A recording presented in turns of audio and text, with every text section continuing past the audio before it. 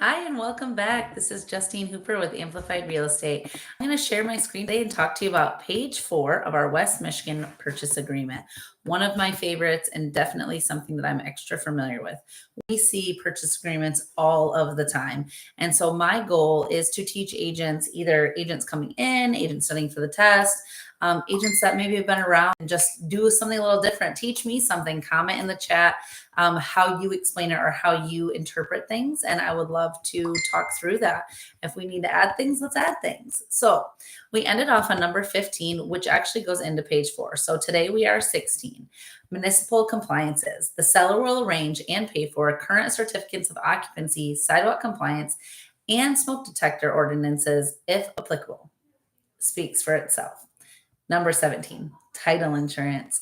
Seller agrees to convey marketable title to the property subject to conditions, limitations, and reservation of oil, gas, and other mineral rights, existing zoning ordinances, and building and use restrictions and easements of record.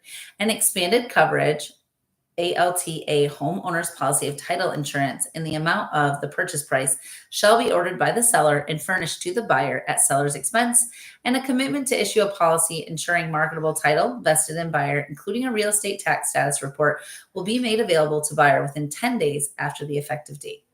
If buyer so chooses, or if an expanded policy is applicable, then a standard ALTA owner's policy of title insurance shall be provided. If the buyer objects to any conditions, the buyer within 3 days of receipt of the commitment by written notice to seller, either terminate this agreement and receive a refund of buyer's earnest money deposit, or make a written proposal to seller to correct those unsatisfactory conditions. If the buyer fails to make a written proposal within the above referenced time period, then the buyer is going to say it's acceptable as is. The seller may negotiate to do nothing or by written notice to buyer accept their proposal. If seller fails to respond or fails to arrive at a mutually agreeable resolution within 3 days after the seller's receipt of the buyer's proposal, the buyer shall have 3 days to provide written notice of termination of this agreement and shall receive a refund of any applicable earnest money deposit. If the buyer fails to terminate this agreement within said 3-day period, the buyer will be deemed to accept the title commitment as is and will proceed to closing according to the terms and conditions of this agreement. Exceptions. What could be those exceptions? I would love to hear about it in the comments, what you think the exceptions could be. For me, there's not a lot, right? This has to be done. Maybe the exception is that they want a basic coverage or they need a basic coverage because it's a different type of residence. Maybe they want everybody to use the same title company. You're not actually allowed to say you have to use it, but one thing that we do is tell them we love Lighthouse Title Agency. They're one of the best, in my opinion, since I've been in this since 2016. They not only communicate like really, really well, but they educate. They like their jobs. They go over it and go over it the same stuff with all of the new agents whenever asked. And they're amazing at just follow up and follow through on things that we need. Now, number 18, property survey. So the broker advises that the buyer should have a survey performed to satisfy buyer as to the boundaries of the property and the location of improvements. The first option is the buyer wanting to pay for one, or are they wanting to ask the seller to pay for one? And if they are, they have to understand that this does not make your offer strong, right? Whether it's you paying for it or your seller paying for it, it is something that we have to get a quote for, get scheduled, and then get back to us. And this could be part of it. Is technically, it's like little own inspection. You have, let's just say you have 5 days for an inspection period, but then they have 10 days to do this survey. And if the survey comes back unsatisfactory, let's see what it says. They shall within 10 days of the date order at their expense. So that's ordering within 10 days a boundary survey with iron corner stakes. This is not a full-on written, tagged with flags. It's just iron corner stakes showing the location of the boundaries, improvements, and easements. That is also not a drawing. The buyer will have 3 days to review the survey. If the survey shows any condition in buyer's sole discretion, which would interfere with buyer's intended use, the marketability of the title, or zoning noncompliance, then the buyer may, within those 3 days, terminate in writing, and they will receive a full refund of the buyer's earnest money deposit. Or the option is get it later and pick no survey. Buyer will have to pay for it, but they are waiving all their rights. Now, that could be an issue, right? You could have somebody's fence over your line, or your house could be over a line, or whatever. I would say it's totally up to the comfortability level. It is not as common in the city, though I have some crazy stories I can tell you. But in the country, very common, right? Lots of acreage, lots of need to know where your lot lines are. When closing occurs, the buyer shall deem to have accepted the boundaries of this property and location of such improvements. Now, exceptions. Maybe the exception is they will accept one that is already done by the seller. Maybe it's we just need it for one of the parcels and we're buying 4 of the parcels. Number 19, home protection plan. If you don't know what a home warranty is, this is the number one thing I see so many agents blow past. They'll put advised or none or not applicable.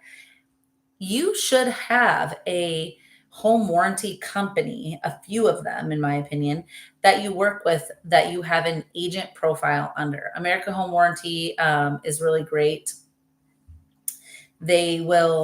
You can have all of the plans right in front of you. You give them to your client. You explain what a home warranty is, which is a ton of different options for a seller. You can do a seller's warranty, a buyer's warranty, and they're priced all the way up to I think almost $900 or almost $1,000 for a year.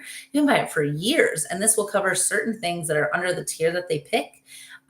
If it is a certain problem. So let's just say it covers the fridge. Usually it covers the electronics in the fridge or certain gears and settings or whatever. So it would have to still fall under their plan, but then it's a small deductible instead of buying a whole new fridge. 20 is proration. So if there's rent, association dues, if any insurance, if assigned, interest on any existing land contract, mortgage or lien assumed by the buyer will all be adjusted to the date of closing for the purposes of calculating prorations. It is presumed that seller owns the property through the day before closing. If agreeable to buyer and seller, the sale will be closed as soon as the closing documents are ready, but not later than what is your closing date? Talk to your lender. If it's cash, it can be 2 weeks or less. If it's a conventional, it can be 4 weeks or less.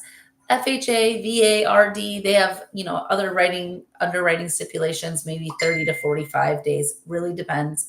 And make sure your lender knows. If you're doing MSHDA or rural development, there is a second underwriting process that you want to account for. Pre-closing, we're not going to jump to that. An additional period of 15 days, so 15 days will be allowed for closing to accommodate the correction of title defects, survey problems that can be readily corrected, or for delays in obtaining any lender-required inspections or repairs. This is not, a lender document that your buyer is taking forever on, right? These are very specific things. During this period, the closing will be held within 5 days after all the parties have been notified that all necessary documents have been prepared. Buyer and seller will each pay their title company closing fee if applicable, except in the case of VA financing where the seller will pay the entire closing costs. Exceptions, it could be that you're not asking the seller to pay those closing costs. The closing fee, which are different. Closing costs, closing fee, a little different. 22, pre-closing walkthrough. Buyer reserves or waives the right to conduct a final walkthrough of the property within 3 days of the scheduled closing date. The purpose of the walkthrough is to determine that the property is in substantially similar condition as of the effective date. Any contractually agreed upon items have been fulfilled and that any included personal property is still located at the property. The buyer shall immediately report to seller any objections to these conditions and buyer's requested corrective action. Number 23, possession.